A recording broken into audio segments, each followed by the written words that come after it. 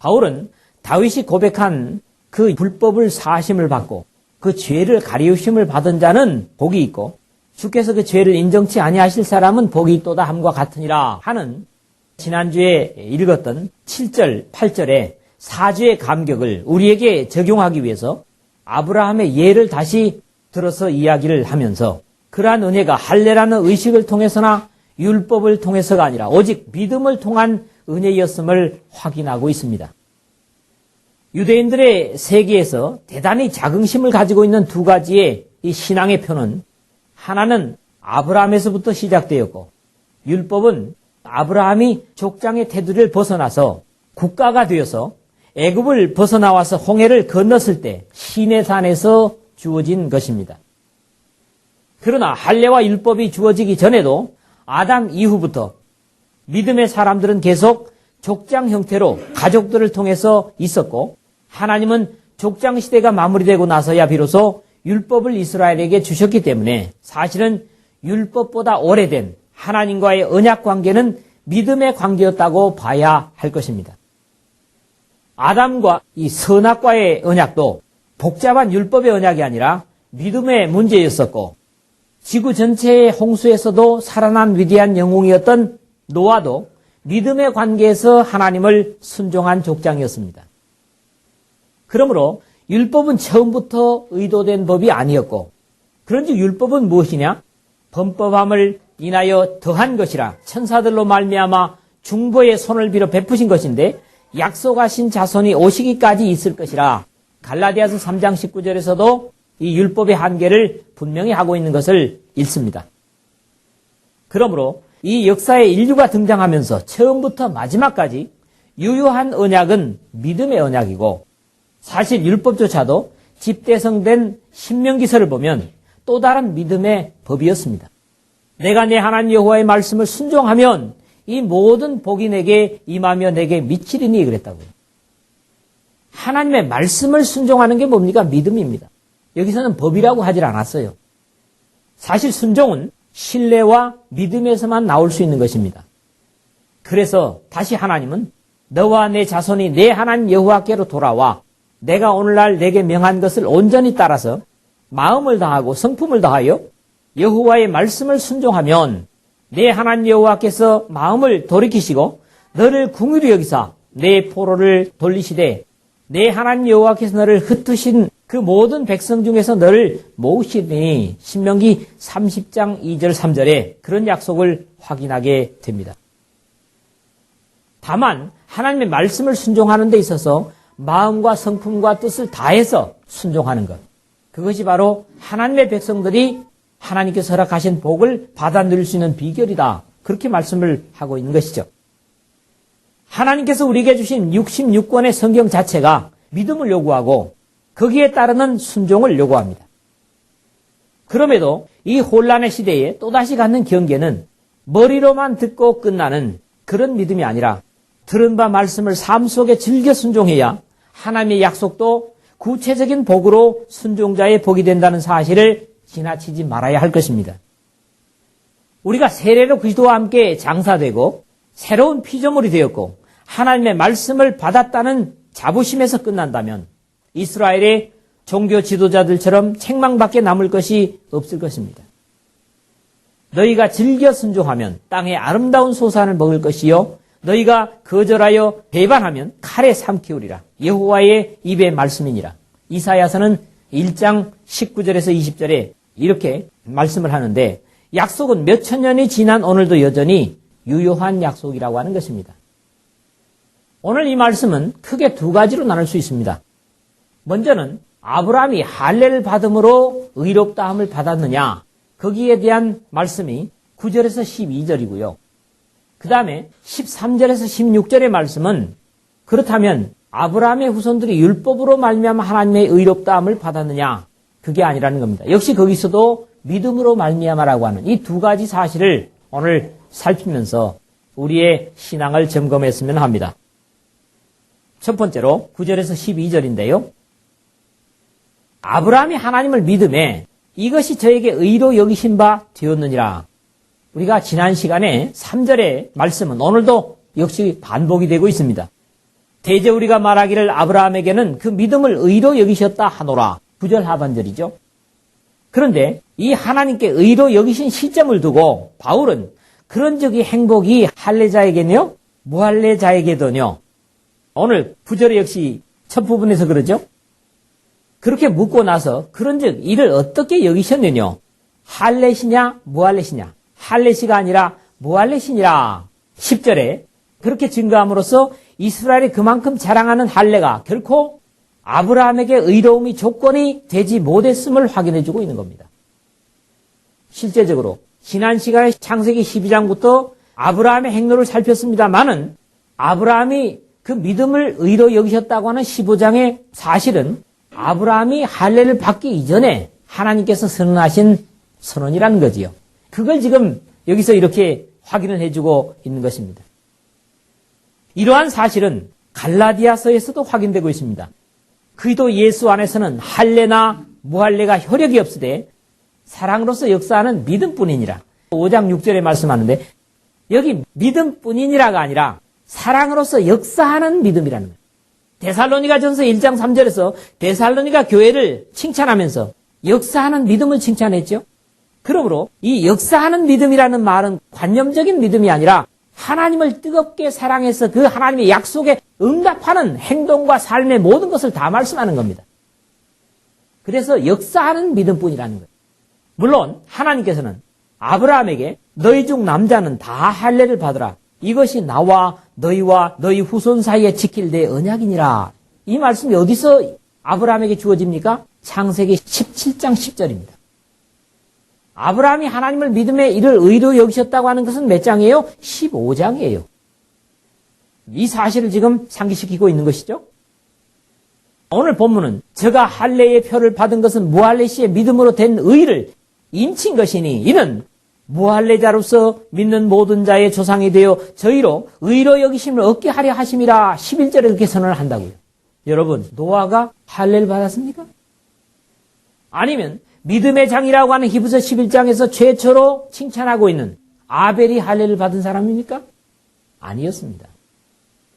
자, 이 할례는 아브라함에게서 비로소 시작이 되고 이 율법 속에서도 계속 진행이 되는 것들을 여러분들이 성경에서 읽을 수가 있습니다. 결국 아브라함이 무할례자로서 의롭다 하심을 받은 것은 약속의 민족인 이스라엘뿐만 아니라 이방인들이 예수도의 희생의 피를 인해서 믿고 순종해서 하나님의 백성됨의 본보기가 되게 하기 위해서라는 귀중한 교훈을 우리에게 이렇게 말씀하고 있는 것입니다. 이 내용이 12절에서 더욱 분명해지고 있습니다. 또한 할례자의 조상이 되었나니 곧 할례 받을 자에게뿐 아니라 우리 조상 아브라함의 무할례 시에 가졌던 믿음의 자취를 좇는 자들에게도니라 하는 말씀입니다. 이미 전장에서도 할례자도 믿음으로 말미암아 또는 무할례자도 믿음으로 말미암아 의롭다 하실 하나님은 한 분이시니라. 로마서 3장 20절에 그렇게 선언을 함으로써 결국 복음 속에서 유대인의 특권이 없음을 증거한 바울은 곧 예수 그리스도를 믿음으로 말미암아 모든 믿는 자에게 미치는 하나님의 의인이 차별이 없느니라. 로마서 3장 22절에 그렇게 말씀을 하고 있습니다. 그러나 여기서도 하나의 경계는 의의 태양이신 예수 그리스도의 피로 이루어진 복음 속에서의 거듭남을 이 별빛 시대의 논리로 이해하려고 하는 것에는 문제가 있다. 그렇게 말씀을 드리고 싶습니다. 우리는 이 족장 시대를 별빛 시대라고 얘기합니다.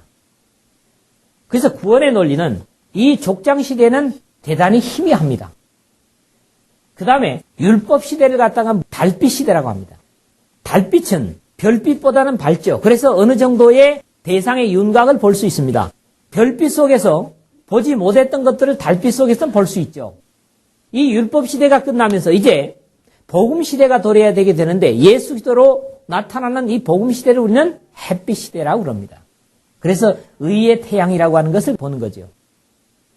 함에도 불구하고 하나님의 진리를 확인할 수 있는 이 광명의 시대에 신앙의 논리를 희미한 별빛 시대의 논리로 이해한다고 하는 것은 문제가 있다. 이런 말씀이죠.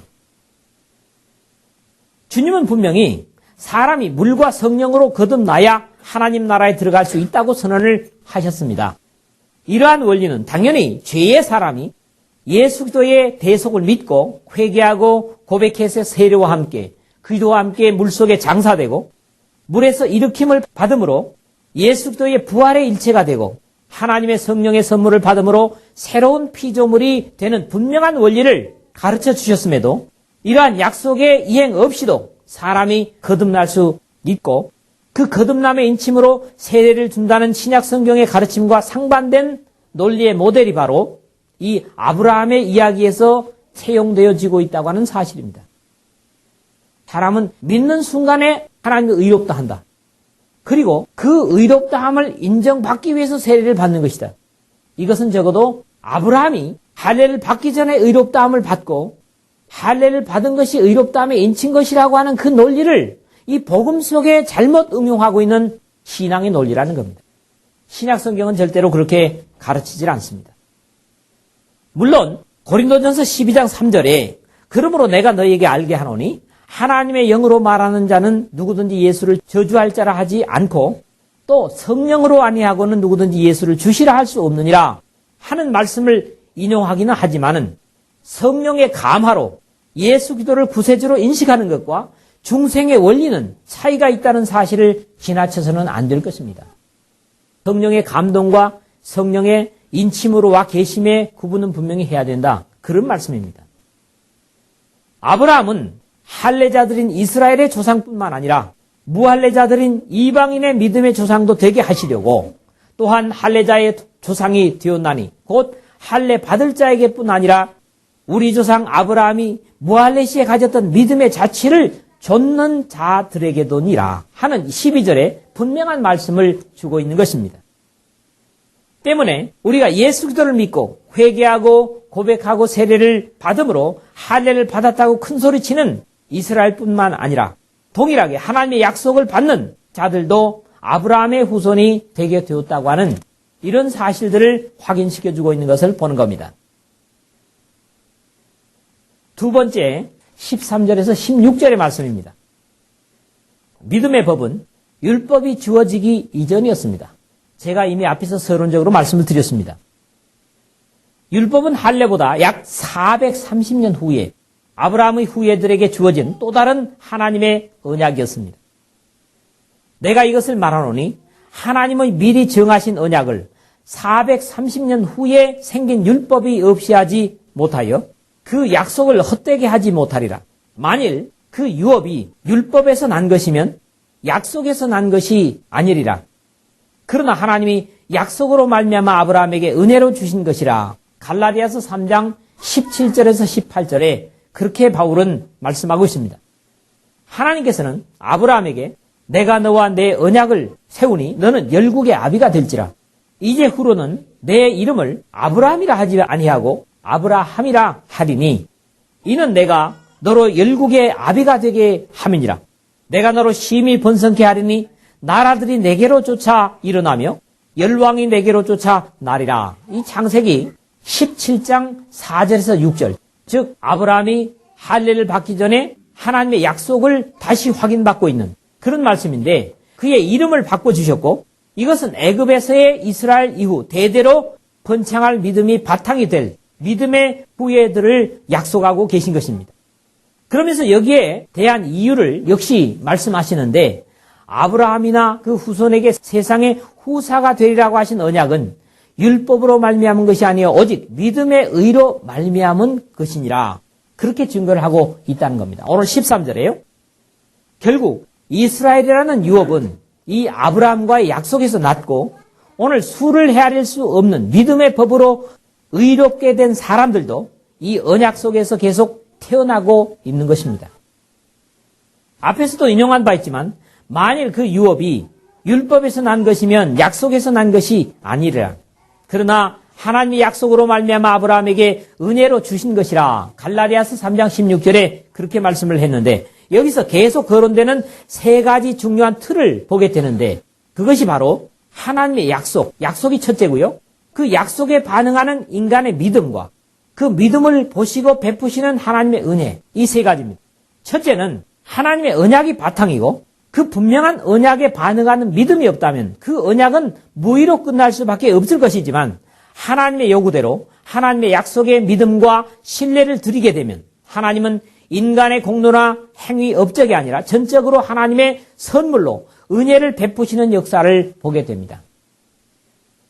아브라함을 비롯해서 모든 과거, 현재, 미래를 통틀어 의롭게 되는 하나님의 소유가 되는 복이나 이 땅과 영원한 역사 속에서 복이 근본적으로 하나님으로부터 출발하고 거기에 믿음으로 반응하는 사람들이 있고 또다시 그 믿음의 반응에 응답하시는 세 가지의 기둥이 이 역사에 하나님의 의와 구원을 이루어내는 엄청난 복을 가져오게 되는 것을 보는 것입니다. 외형적으로 설명해서 이 세 가지 단계이지만은 엄밀히 말하면 하나님이 주체이고 사람의 측에서는 아무것도 없습니다. 하나님께서 준비하시는 것을 받아들이겠다는 전적인 신뢰와 수용이 인간 측의 믿음이라면 하나님은 준비하시고 약속하시고 행하시는 모든 역사의 진행자요 행위자이십니다. 그러나 하나님은 그 하나님의 엄청난 은혜의 역사를 믿음의 사람을 통해서 이루시기 때문에 사람은 하는 역할이 없어도 대단히 중요합니다. 만약에 순종하는 사람이 없으면 하나님의 이 엄청난 언약과 약속이 이 세상에 이루어질 수 없다는 거죠. 그런 입장에서 하나님께서 준비하시고 시행하시고 이루시지만은 그 도구로서 믿음의 사람들이 필요하다고 하는 것을 말씀하는 거죠. 심지어 믿음의 사람이 없으면 하나님의 역사는 이 죄악의 세상 속에 이루어지지 못합니다. 그래서 믿음의 사람들은 대단히 중요한 겁니다. 하나님께나 이 역사 속에 귀중한 도구들이라는 거죠. 왜 사람에게는 오직 믿음만 요구하셨을까? 그것은 죄진 인간이 할 수 있는 영적인 역할은 한 가지도 없기 때문입니다. 그래서 오로지 하나님께서 마련하시는 것을 받아들이는 것만이 사람이 할 수 있는 겁니다. 그게 뭐라고요? 믿음이라는 거예요.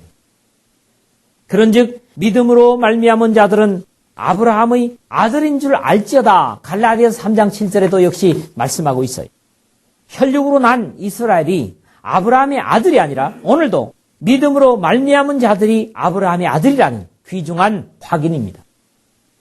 그래서 과거 아브라함 때나 다윗의 시대나 노아의 시대나 이 죄악의 역사 속에서 하나님은 하나님의 엄청난 복의 통로가 될 사람들을 찾으셨고 성경에 기록된 신앙의 인물들이 바로 그런 사람들이었습니다. 이 시대에도 하나님은 이 세상에 하나님께서 약속하신 복을 끼치기 위해서 우리를 찾으셨을 뿐만 아니라 또 다른 믿음의 사람들을 찾고 계십니다. 하나님은 이 죄악의 역사를 마무리하실 계획 속에서 메시아를 계획하셨고 그리스도를 보내실 도양으로 아브라함을 택하시고 그들에게 인간의 사실적인 모습을 깨닫게 하시려고 율법을 주셨지만 이스라엘은 그 율법을 받은 민족이 다른 민족이 아니라 바로 자신들이라고 하는 하나님의 긴 역사의 목표를 보지 못했기 때문에 버림을 당하고 맙니다. 그래서 베드로 사도는 이런 사실을 표현하기를 이런 것이 없는 자는 소경이라 원시치 못하고 그의 옛 죄를 깨끗게 하심을 잊었느니라. 베드로후서 1장 9절 그렇게 말씀합니다. 결국 하나님은 이 역사 전체를 복음으로 구원하기 위해서 율법을 주셨는데 그 율법 받은 그 자체만을 가지고 이스라엘 백성들은 교만해하고 자긍심을 가지면서 하나님의 역사를 잊어버리는, 그래서 이 역사의 말미에 하나님의 역사가 이루어질 것을 기대하지 못하는 그런 독선과 교만 때문에 결국 하나님은 이스라엘을 낮추시고 이방인들로 하여금 복음 속에 들어오게 하셔서 이 역사를 계속 이루어 간다고 하는 사실입니다. 만약 율법에 속한 자들이 후사이면 믿음은 헛것이 되고 약속은 폐하여 졌느니라. 오늘 14절에 그랬는데요. 분명히 율법보다 믿음의 원리가 먼저인데도 중간에 더해진 율법이 전체인 양 판단한 이스라엘은 율법조차도 역시 믿음의 법을 위한 것이라는 사실을 이해할 수 없었기 때문에 폐하여질 율법에 너무 자긍심과 생명을 걸었던 것이 문제이고, 만약에 중간에 끼어 넣은 율법으로 모든 인류가 의로워지고 복을 누릴 수 있었다면 율법 이전부터 이 역사의 마지막까지 이 죄악의 인류를 구원하시기 위한 믿음의 법은 헛것이 되고 말았을 것이라는 말인데, 물론 이것은 있을 수 없는 계획임을 전제로 해서 하는 말입니다. 15절에서 율법은 진노를 이루게 하나니 율법이 없는 곳에는 범함도 없느니라 그렇게 말씀을 했는데요. 사실은 율법은 잔혹하고 매정한 법입니다.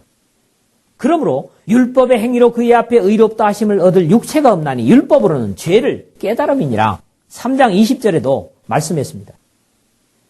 율법 안에서의 용서는 오로지 피를 흘림으로써만 죄는 해결되었고, 그것조차도 사실은 인류를 위해서 영원한 제사를 위한 피를 흘리실 예수 그리스도의 십자가의 희생의 예피였습니다.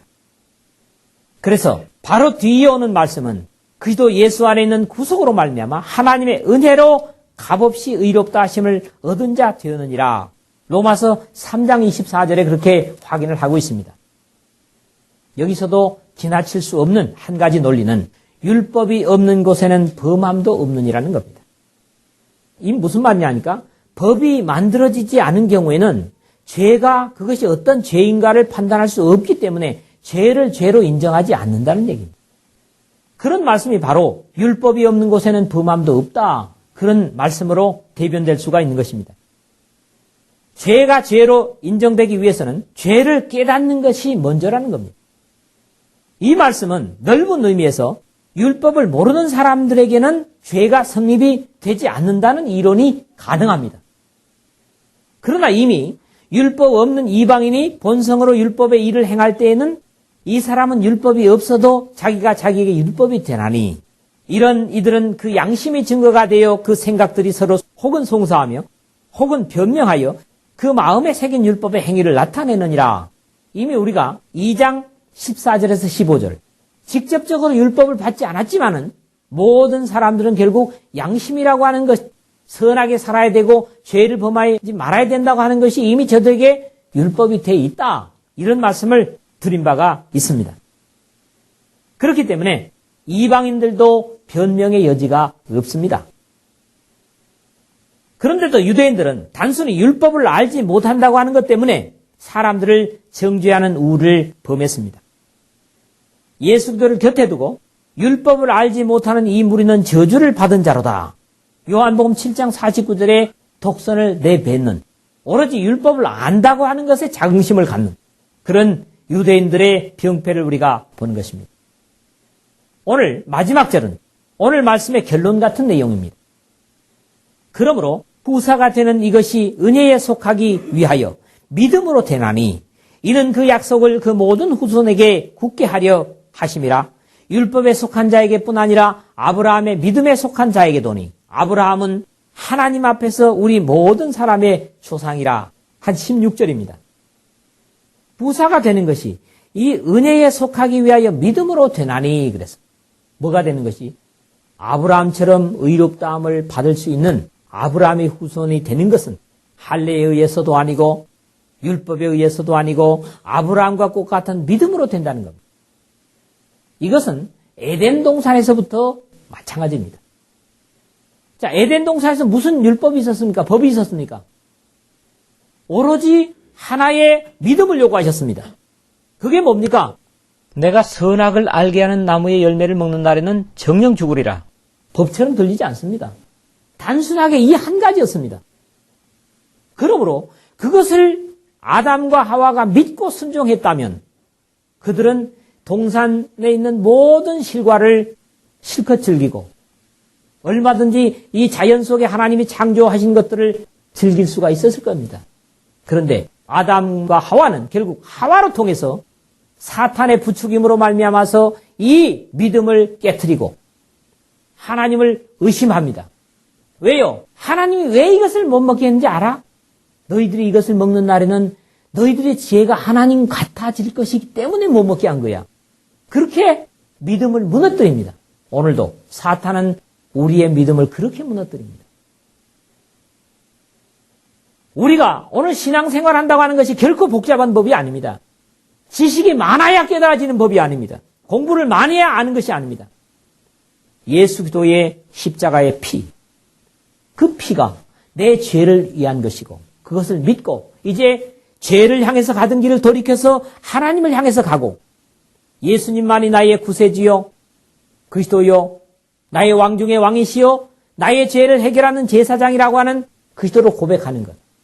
그리고 물과 성령으로 거듭나기 위해서 물속에 나를 장사 지냄으로 예수님의 죽음의 하나가 되고 물에서 일으킴을 받음으로써 예수님의 부활에 동참하는, 그리고 물에서 일으킴을 받을 때 하나님께서는 하늘에서부터 성령을 선물로 주심으로써 새로운 피조물이 되는 아주 이런 단순한 원리입니다. 이것은 또 설명하기 어려운 게 아닙니다. 아주 단순한 것이죠. 그러나 여기에 필요한 게 뭡니까? 믿음이라는 거예요. 그래, 그거야말로 우리가 살 수 있는 믿음이다. 이렇게 믿음으로 수용하고 순종하는 사람들은 민족과 인종의 차별에 관계없이 하나님의 구원의 복을 받습니다. 오늘 믿은 사람도 이 믿음으로, 40년 전에 믿은 사람도 이 믿음으로, 이 믿음이 바뀐 게 아닙니다. 후사가 되는 이것이 은혜에 속하기 위하여 믿음으로 되나니, 은혜에 속하기 위해서 뭡니까? 하나님의 선물이 되기 위해서입니다. 그래서 믿음으로 이것을 받게 하셨다는 말씀이고요. 이는 그 약속을 모든 후손에게 굳게 하려 하심이라. 그렇게 함으로써 이 아브라함으로부터 주어지는 계속된 믿음의 언약이 자자손손 주님 이 땅에 오실 때까지 미치게 하기 위해서라는 겁니다. 율법에 속한 자에게 뿐만 아니라 아브라함의 믿음에 속한 자에게도니, 그러니까 먼저 하나님으로부터 은혜를 받은 유대인들을 비롯해서 모든 이방인에게까지 이 약속이 미치게 하기 위해서다. 아브라함은 하나님 앞에서 우리 모든 사람의 조상이라. 하나님 앞에서 결국 믿는 사람, 유대인이 됐든지 아니면 오늘 우리가 됐든지 새로운 하나님의 새 언약 속에, 예수님의 피로 세운 새 언약 속에 있는 믿음의 백성들도 역시 같은 믿음을 가진 아브라함의 후손이 되고 아브라함이 하나님 앞에서 우리의 믿음의 조상이 된다고 하는 사실입니다.